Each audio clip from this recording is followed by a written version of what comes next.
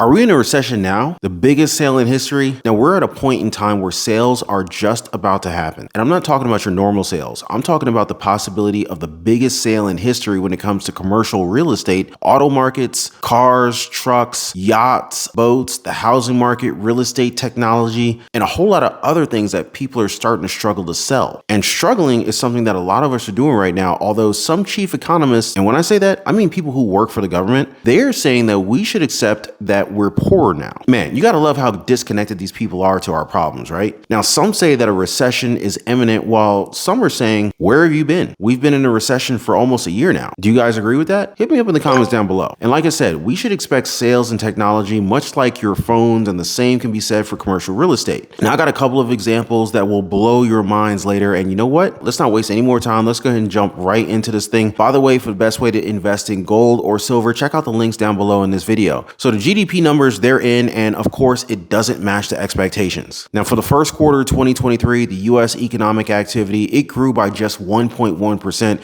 showing signs that the economy is putting on the brakes amidst fears of a possible recession. Now, possible being a term that I use loosely, as some are saying that we're already in an economic downturn at the moment. However, and hear me out guys, do you believe these numbers? Now I've been talking to friends that have said that the past almost 9 months have felt like a recession already, with our grocery bills almost doubling, people living paycheck to paycheck, mortgage rates out of control, car repossessions happening, federal spending taxpayer money on everything else besides taxpayers. And let's not even talk about the layoffs, right? So I don't know. I think they have a point. Maybe we have been in a recession for the last 9 months, and the trucking industry is starting to show us just how bad things are right now. Now, it wasn't that long ago when demand was so high and we just kept hearing that we didn't have enough truckers to move all these goods. Ports were backed up. You guys remember that? Especially the California ports. Y'all remember that? But within a very short period of time, truckers are now being laid off. This is absolutely concerning. It's kind of like night and day, to be honest. Demand has gone down to a point where companies are no longer restocking as much, and it's affecting the trucking industry. And so for people that don't know how trucking works,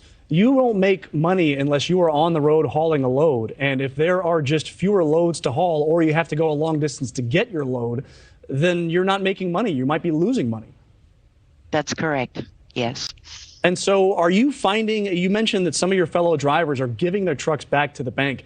That's like akin to a business failure, isn't it?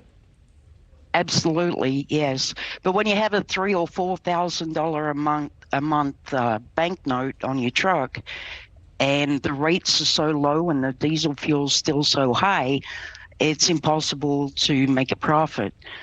Well, you've been doing this for 20 years, though, and so you have seen some economic ups and downs. I'm thinking about the Great Recession. How does this compare to that? It's very similar. I remember fueling up in January 2008, and diesel was $5.08 a gallon. And I didn't know how I was going to survive then. So here we are back to that situation again. And Debbie, one more quick question for you before you go. What does your gut tell you that this is going to end with? Is it going to get better, or is it going to get a lot worse?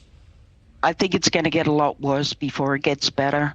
I'm pretty sure you guys have seen those JB Hunt semi-trucks, those 18-wheelers on the highway, right? Well, their president, Shelley Simpson, just said that the industry condition can be likened to a freight recession. And she's right. Ocean booking for cargo headed to our ports has gone down by 30 to 40% since June 2022. And while they're going to try and say that this is a step toward the right direction, we see articles that prove otherwise. You guys know that I'm always researching until the minute I have to sleep, right? And this one that I found from Wall Street Journal, it caught my eye because it shows the reality of the commercial real estate market. In San Francisco, which is dealing with insane crime right now, a building that used to be worth $300 million may sell for less than 80% now. Now think about this for a second. This is San Francisco. It used to be such a good spot for businesses, and now they're selling these empty commercial real estate spaces for less than 80% of what they used to be worth. You know what else is going down? Company profits. Now let's talk about technology, shall we? Samsung's profits have plunged by 95%.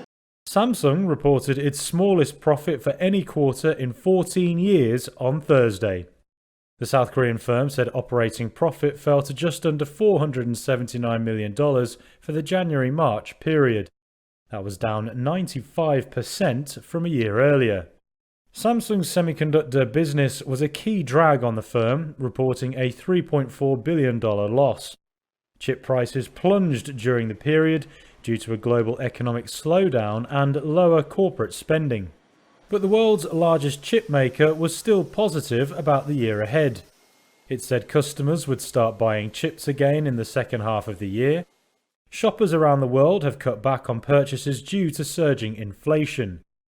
It means smartphone, personal computer, and server companies have run down inventories, and that has caused chip prices to drop by about 70% over the previous 9 months. Now let me ask you guys, are you the kind of person that wants that new device every year? New cell phone, new flat screen TV, new washer and dryer? Well, back when Nokia was the in phone and, they actually had really cool phones, they came out with so many different variants of their phone that, catching up was next to impossible. But nowadays, every phone has to have 2 or 3 different variants with different prices. They're not giving you the best spec in one phone. Nah, they would rather you have an iPhone 15, an iPhone 15 Pro, an iPhone 15 Pro Max, iPhone 15 Pro Maximum, 15 Pro Maximum Overdrive, and the iPhone 15 Mini. Now, obviously, I'm kidding with some of these different models, but you guys get the point. People are waking up and they're saving their money now. No one's going out of their way to buy some brand new phone if their old phone in their pocket can still make calls, take pictures, and connect to the internet. That's just how it is right now. It's what some would say is the norm now. I think a lot more and more people are living more of a minimalistic life. Now, it could also be why some economists are telling us to just lay down and take whatever the economy has to give. Are you willing to just lay down and accept defeat? I mean, just a few years ago,